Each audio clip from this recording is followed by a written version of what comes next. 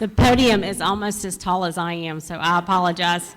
Thank you for being here tonight. Again, what Hunter said was this is just the first public engagement of our comprehensive plan. We're really excited to be able to revisit the comprehensive plan and create a new vision for Fairhope.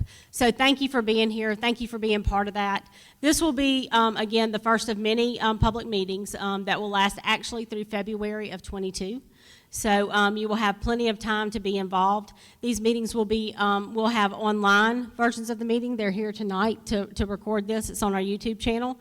We'll also have a website, email addresses, other ways for people to be engaged if they can't come to a meeting.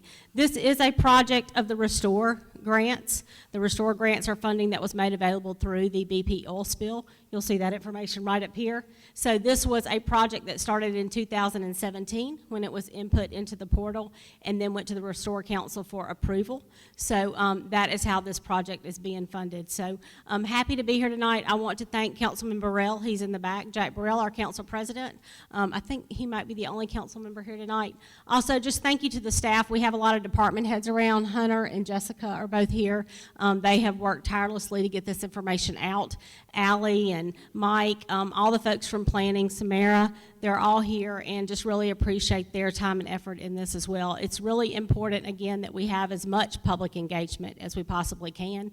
So please, when you leave here tonight, go out, tell your friends, neighbors, you know, POAs, your church, your Sunday school class, anybody who will listen to you that we are doing this process, and this, again, is your vision. We need your input to make this the best plan that we could possibly have. So, again, thank you for being here tonight. And without further ado, I am going to introduce Becky. Becky Rogers, she is here with Neil Schaefer. She is our lead consultant, and will start the public engagement. Thank you.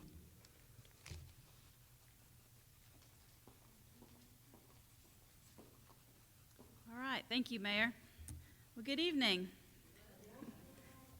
Glad to be here. And this is actually going to be a co-presentation. Phil Walker is going to join me here in a minute as well. But we'll go ahead and just jump right in. This is our agenda for tonight. So we're going to start by introducing our project team. We are all here. So we'll do that first, and then we'll go through the project objectives and the overview. We'll talk a little bit about the process that this planning will take. We'll do a little live polling activity, so hope you brought your cell phone. And then we will talk a little bit about what the format of the interactive stations will be. We'll go to those stations after the presentation, but I'll explain a little bit about those stations. And then talk about some ways that you can be involved in future participation. And then finally, we'll have some question time. So let me just start by introducing our project team. My name is Becky Rogers. I am an engineer and planner with Neil Schaefer out of our Birmingham office, and I'm the project manager for this project. We also have Shane Bergen. Raise your hand, please. He's right over there. So Shane is out of our Mobile office. He is the client liaison. He's the local guy with our firm who has done quite a bit of work for the city. Then we have Phil Walker, who is right over here. Phil he's a planner with the Walker Collaborative, and he's out of Nashville. We have Keith Covington, who is over there by the door. Keith is a land use planner. His firm is Common Ground Urban Design and Planning. And Randy Gross is back there in the back. And Randy is an economist, and his firm is Randall Gross Development Economics. And Shelley Lamar, also in the very back with the pink mask. Shelley is a senior planner with Corporate Environmental Risk Management. She is out of Atlanta. And one thing that our team brings, in addition to having some local folks, we also have some fresh eyes that have done a lot of projects in other places and can, you know, maybe see some things that as a local you may not notice, or, you know, maybe some ideas that we've seen in other places that, you know, may or may not be a good fit for Fairhope. Obviously, we're looking for good fits. There's also a separate contract that the city has with Goodwood Mills Kaywood, and they are handling all the GIS, or Geographic Information System, needs for this project. And Brandon Bias is here somewhere. He's back there in the back. So Brandon is in Mobile, so he's the client liaison for that team. And then Ed DiTomasio is not here tonight, but he is the project manager for that part of the project, and all the maps you see around the room, they prepared those. We also have a steering committee that the mayor put together that is made up of people from all different roles, and we're going to be meeting with them throughout the project. We met with them for the first time yesterday and explained their purpose, but just so that you all know their purpose as well, and some of you may even be in the room, but the steering committee guides the tone of the project. They keep us on track, make sure that we want to represent what Fairhope wants, because at the end of the day, this is your city, and it needs to be what you want it to be. And so that is our primary goal. And so the steering committee, like I said, represents all different geographic areas throughout the city, all different backgrounds, a lot of different professions, things like that. So they guide the tone of the project. They also provide direction for public input. So they help us reach the rest of the population. They are kind of our champions. They go out and help spread the word about the different public events that we have, and surveys and things like that, ways for public engagement. They also contribute ideas to the plan, so they collect ideas from their circles of influence, people that they know, and they bring them back to us. So if you know anybody on the steering committee, feel free to share your ideas with them. Also, they review drafts of the plan, so throughout the plan, they're going to review the drafts, and as I mentioned earlier, they keep us on track, so they will, let us know if there's anything that is not how it should be, or if there's parts of it that are really good, they let us know that too. So they provide comments on the drafts. And then once the plan is done, they are the cheerleaders to help get it adopted and then ultimately implemented. Because a plan sitting on a shelf is no good whatsoever. I mean, you want implementation. That's what it all comes down to. We want to get, and Phil's going to talk a little bit more in a minute about what the goals of the comprehensive plan are, but the steering committee helps carry it through implementation. So, and then finally, the other member of the team is all of you, the Fairhope residents. Fairhope is your city, so what you have to say is very important, and that's what we need to hear, especially as far as the public engagement. That's where we get our information from, is from you. So we want to hear from you. We've had several meetings over the past 2 days, and we have more meetings tomorrow with some stakeholder groups that are coming in and, from their perspective, they're giving us feedback. And, we talked yesterday about some things that people really like about Fairhope. We talked about things like challenges that Fairhope faces. We talked about opportunities, and then we talked about what inside or outside threats affect Fairhope. And got a lot of good feedback that way, but we're still wanting to collect a lot more feedback. So just real quick, surely most of you already know this, but I just threw a graph in here to show you.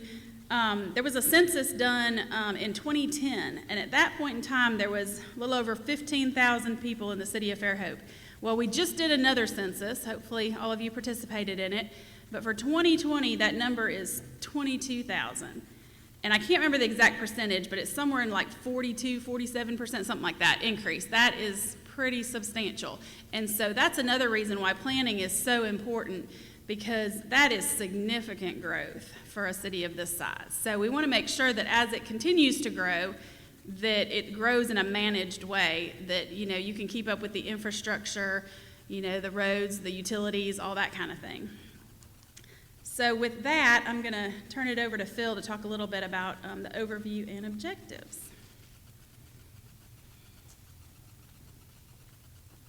All right, thanks, Becky. It's good to be here tonight. I appreciate you all being here. I tell you, I love coming to Fairhope. It's, when I go to other communities, it's usually, I have to go there to work. With Fairhope, it's I get to go there to work.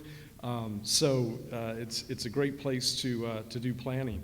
So let me, first of all, just kind of talk about, what is a comprehensive plan? So this is something that communities do, every 5 or so many years. It's a plan that's like a roadmap for the future growth of the community and identifying places that you don't want to see growth occur or development. But it addresses a broad range of issues, everything from land use to mobility, and not just motorized vehicles, but things like greenways and bike lanes. It addresses natural and cultural resources, economic development, housing, all community facilities, all those sorts of things. And basically, the plan should answer 4 key questions. Number 1, where are we now? In other words, what are your existing conditions? The second thing, where are we headed? So what are the trends? Trends with, like what we just saw, population growth and so forth. The next one, where do you want to go? And that's where the community comes in, because, as Becky indicated, this will be your plan at the end of the day. And so we need to know what you want for the future of the community. And then finally, how do we get there? And that's sort of the technical part of it, where we take, what your vision is for the future, and we figure out from a technical point of view how to get there. And you'll notice there's this graphic up here. One of the things we address, I mentioned land use, and 10, 20 years ago when we did a plan like this, we always had the land use section. That was kind of one of the most fundamental parts of the plan. And we've kind of, the planning profession, we've kind of gotten away from land use plans per se, and we talk about place types, because land use is just kind of a two-dimensional thing on a map. But we also want to consider, density and form and character. And this transect kind of shows the 7 main types of areas: the natural zone, the rural zone, the suburban zone, and then 3 different categories of urban. And then special district is kind of a catch-all. It could be industrial, it could be institutional, like a campus or something like that. And really almost every part of Fairhope is going to fall somewhere within that spectrum, right? So why is it you prepare a comprehensive plan? First of all, to build consensus, consensus among city leaders, among development community, as a basis for zoning, because it's pretty likely that your zoning will change based on the plan. To secure funding for projects, and the city is constantly pursuing grants, and you've had tremendous success over the years. In fact, this project's funded by a grant. But when Fairhope goes after grants, they're competing with other communities. And so if you're pursuing a grant for a particular project and you can tie that project back into the broader plan, you're going to be more competitive. So that's another reason to do a comprehensive plan. Also, to enhance the quality of life, and not just for citizens. I mean, that in and of itself is important, but also when you want to recruit businesses to the community, they're looking for quality of life. If they have to hire, creative, bright people, they're going to want to live in an interesting place with a high quality of life. So that's important. And then finally, just for fiscal efficiency, so you can, maximize your investments when it comes to infrastructure. So those are just some of the reasons why. So some of the key objectives of this project are, first, to develop a community-driven comprehensive land use plan. And again, community-driven is the key there.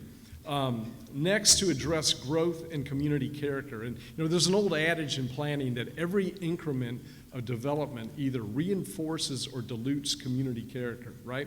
Even when you think about development that you might consider neutral, like it's just kind of a background building or something, even that can dilute character if it doesn't somehow reinforce character. And you all have a very unique character between the natural environment and your architecture and so forth. So we think that's really important. That's one reason a lot of people live in Fairhope. To emphasize environmental stewardship, to provide the legal foundation for plan implementation, and we talked before about zoning, and then finally to have sustainable community growth with aspects of green infrastructure. And green infrastructure means things like, instead of taking stormwater and just piping it and dumping it somewhere, using approaches like maybe bioswales or preserving wetlands. Wetlands function as a sponge for flooding. They function as a filter to filter out pollutants. And so those are some of the kind of approaches that we'll be looking at. So how does this relate to the previous plans? And Hunter mentioned at the very beginning that, sure, there have been other plans done over the years, and we'll certainly look at those plans. There are always, good ideas in there that we can take, and, some may be obsolete because of the passage of time. There are others that we can adapt. But it's always interesting because a lot of people, in a lot of communities I work in, people say, well, they never implemented that plan. And in reality, when you sit down and you look at the plan and you talk to the planning staff, you realize that parts of most plans have been implemented. I've never seen a plan where nothing was implemented. I've never seen a plan where everything was implemented. It's always a matter of degree. So your goal is to do a plan where you can get as much implemented as you can over time.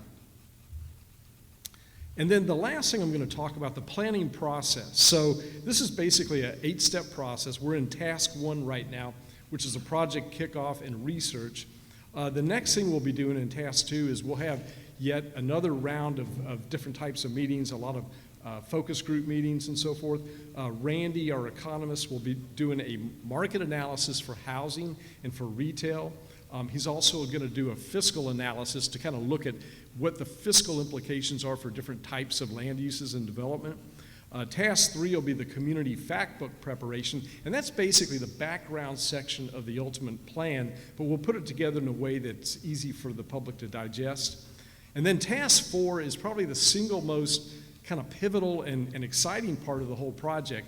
And I don't know how many of you are familiar with the term charrette. A lot of you might have heard of it or participated in one, but basically it is a multi-day intensive brainstorming session that engages the public in a real hands-on way to come up with the key ideas for a plan. And so what this is going to entail, it's going to be a 6-day process.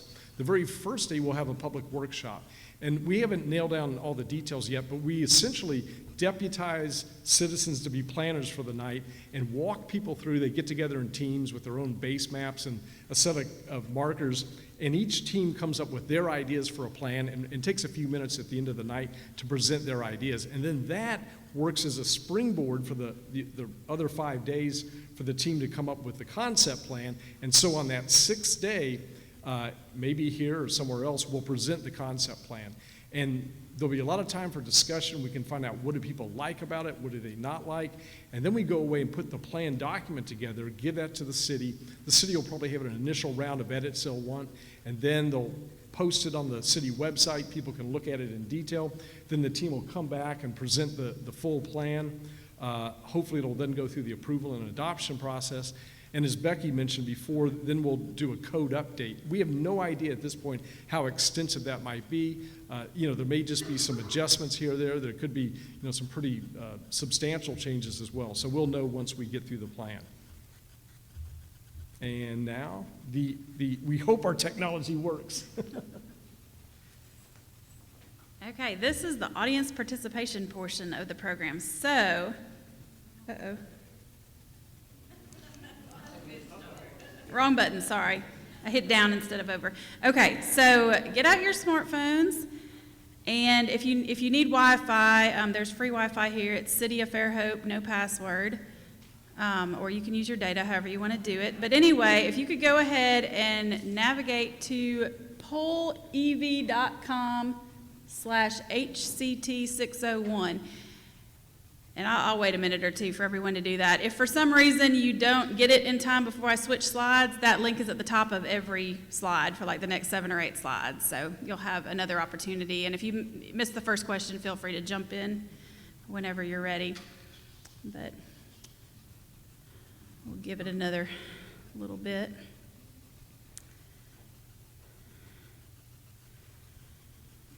So what we're going to do here is we're just going to ask a few questions just to kind of gauge some initial feedback. So does anybody need any more time?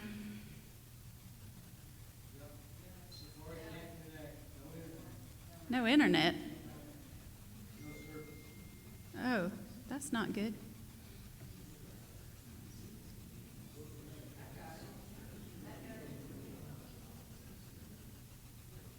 Just real quick, just raise your hand if you do have it, just so I can, okay, so it is working okay, that's what I need to know, awesome. Okay, well, we'll do a practice question while others keep trying to get it to work. Hopefully it'll work for everyone. And the people that are watching this live stream, you can participate in this as well. Just go to that web link.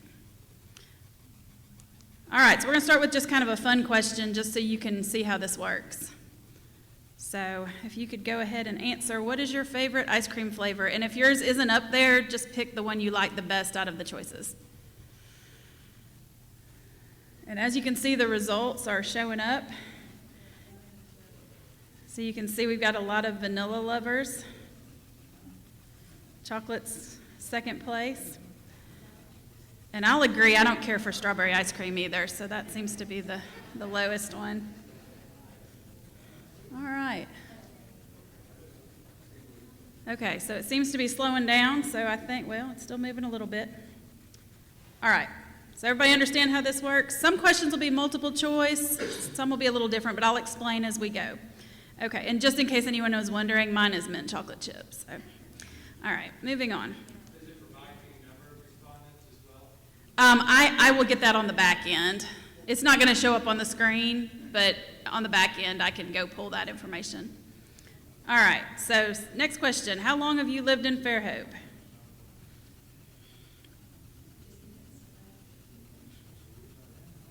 All right. So it looks like the 5 to 14 years seems to be the majority in this room anyway. But I'm glad to see everybody lives in Fairhope. That's good. All right. Okay. Next question. Do you work in Fairhope? Yes, full-time, yes, part-time, or no? And if you're retired, please pick no.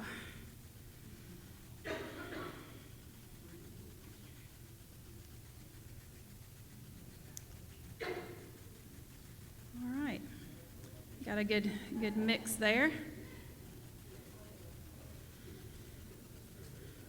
All right, that was a pretty easy one. All right, next question. All right, this is going to be a word cloud. So I want you to type one word that comes to mind when you think of Fairhope. And as the words come in, if the same word comes in more than once, it'll get bigger on the screen. So we should start to see what's important to everyone in Fairhope. So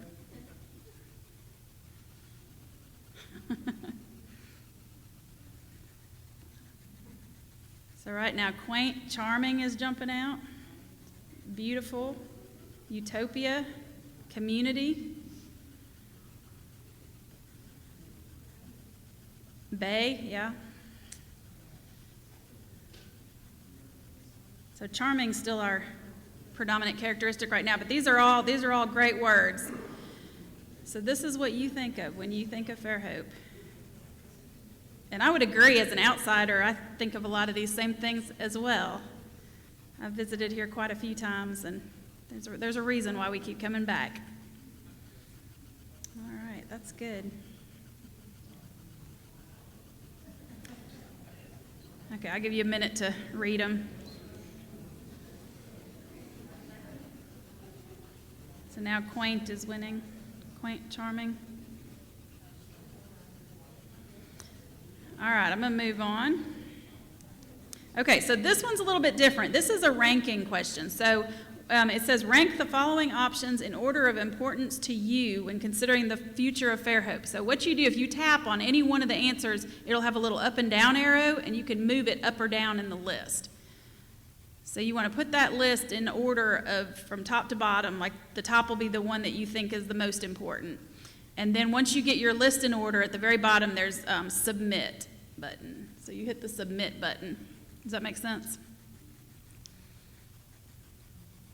And then you'll see the list keep switching around as different things take priority as more people submit their votes.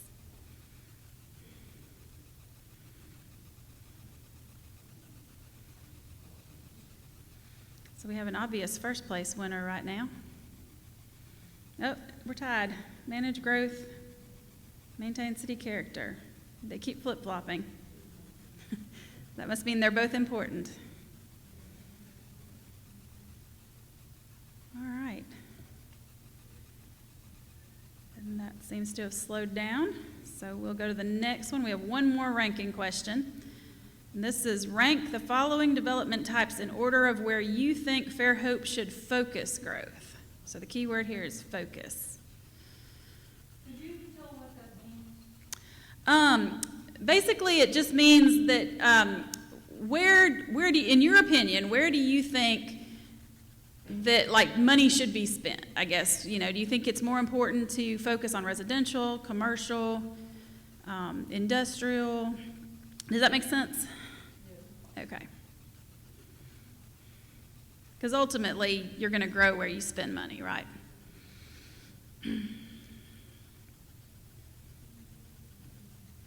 So recreational's at the top. That's good. Then residential. And does everybody understand what the mixed use means? Okay. That means, sometimes you might have like a store on the bottom and somebody lives above it or something like that. There's lots of examples, but that's one example. Okay, and I believe we have one more, oh no, two more questions. What type of housing do you feel is most needed in Fairhope? And like I said, these are very opinion-based, so we just want your opinion.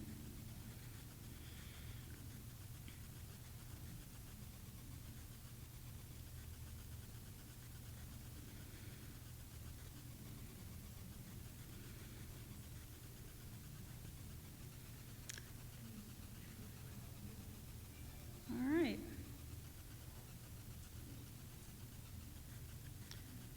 So they all got votes. Actually, they're really not that far apart. Affordable has the most, but they're all, fairly close within the 20s and 30s, so luxury's dropping a little bit. All right, I think maybe they've stopped moving. All right, everybody get your answer in? Okay, and, oh, you already started answering this one. What other communities might be good models to consider when planning for Fairhope's future? So I see there's already some in here. Charleston jumps out. I've been there. It's a pretty neat place. Carmel. Savannah. Yep. None. I like that. All right, lots of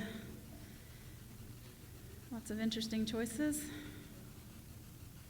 And not to say that, we want to copy another city. I mean, Fairhope's Fairhope. We don't want Fairhope to be Charleston or any of these others, but sometimes, if you like a certain area, we could pull some good ideas. Some things that are working well for them may be a good fit for Fairhope, or there's things we could bring to you to decide if it's a good fit for you or not. So these give us some ideas of where might be good places to look. All right. Still moving a little bit. Give it one more minute to see if it moves anymore. All right. So that is the end of our polling. You can put your phones away. Thank you for participating. And now I'm going to talk about the next way to participate. So we've got some interactive stations. So once this presentation is finished, I'm going to invite you to visit our interactive stations. So I'm just going to go through real quick and explain what we're going to do at each one. So one thing we're going to do is over here in the far, my left, I guess it'd be your right, corner, there's a station called Where Do You Live, Work, Learn, and Play? And so we're just trying to get an idea of who we have in the room. And so we've got a couple folks that are going to be manning that station, and they've got these little tiny colored dots. And if you could just mark, there's a legend over there, what color to do for where you live, what color where you work, where you learn, if that's applicable, if you're in school. If not, you can skip that one. And where do you go to recreate or play? And if you could just stick your dots on that map, we're just kind of looking to see where you all go. And then, these obviously aren't in the same order, but back in the far back of the room back there, we have land use. I'm sorry, it's on this side. Keith's waving. So he's going to talk to you about land use, and what we're wanting you to do with these next few stations is we're going to give you an opportunity to help us identify opportunities and challenges in these categories. So he's going to talk about land use. And then Phil is back in the very back. You saw him speak earlier. He's going to do a station on natural and cultural resources. Again, we're looking to identify opportunities and challenges. I'll be at the mobility station right over here behind Hunter. And there's an economics at the very back. Randy will be back there, and he'll be talking about real estate type things and economic growth, things like that. So please visit him. And then finally, before you leave, we'd like you to stop by our Ask Questions, Leave Comments table over here. There's a comment form we'd like for you to fill out and leave it with us. And also, if you have any questions about the process, there's some folks from the city over there that would be happy to answer your questions.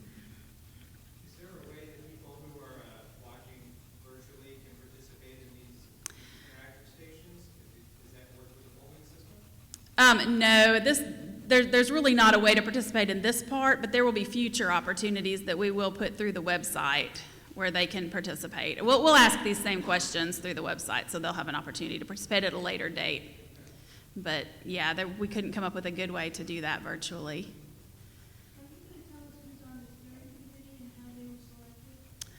I would have to turn that question over to the mayor because, or do you want to do it? Yes, I'm getting to that. That's the next slide, I think. So I don't want to steal the thunder, but we Yeah, do go have ahead. a website, and we'll be putting I actually don't have it right now, so I can't tell you that. I'm sorry.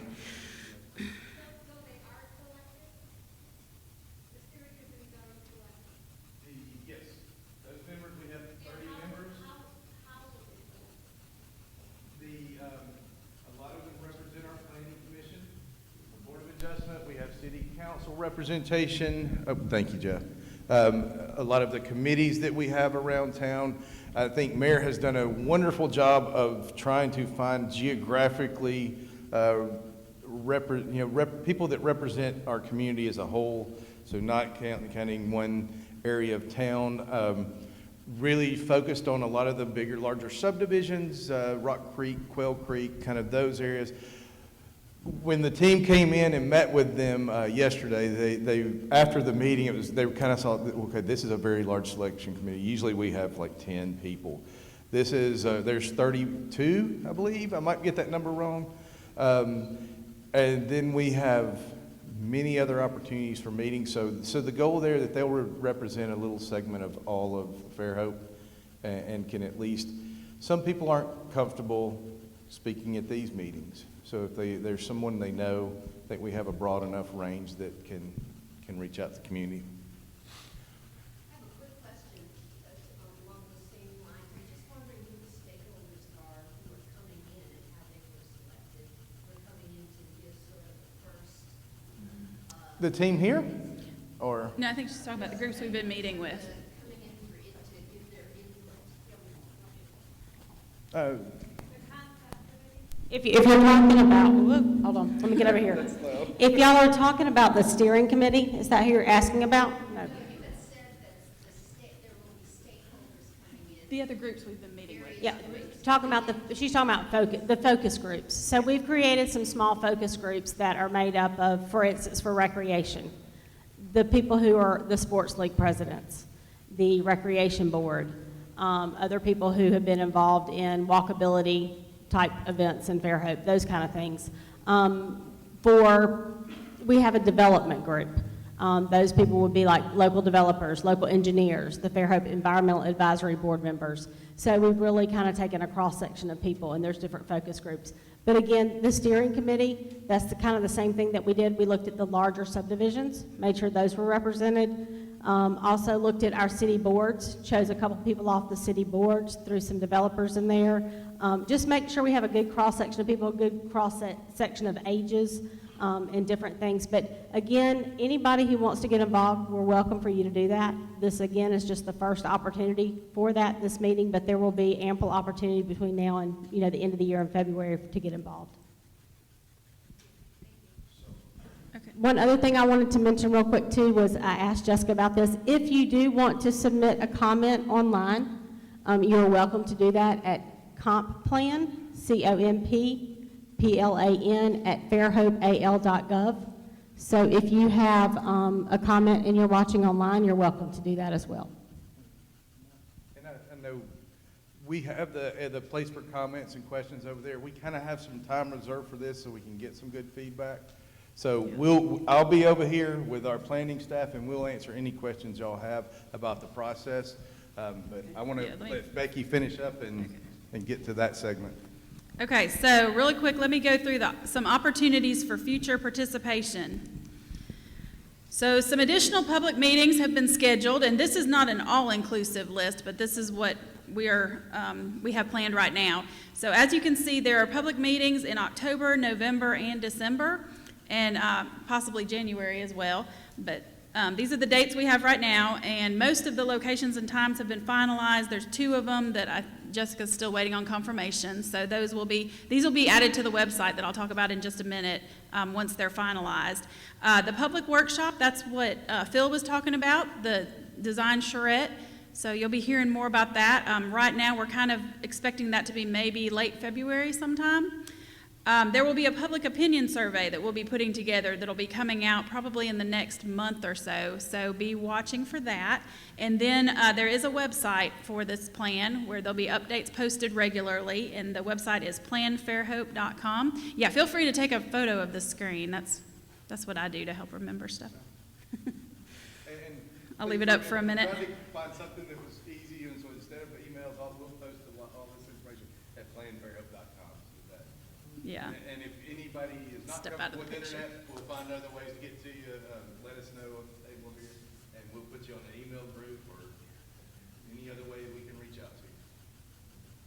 All right. Everybody got your photos? I can leave it up another second or two.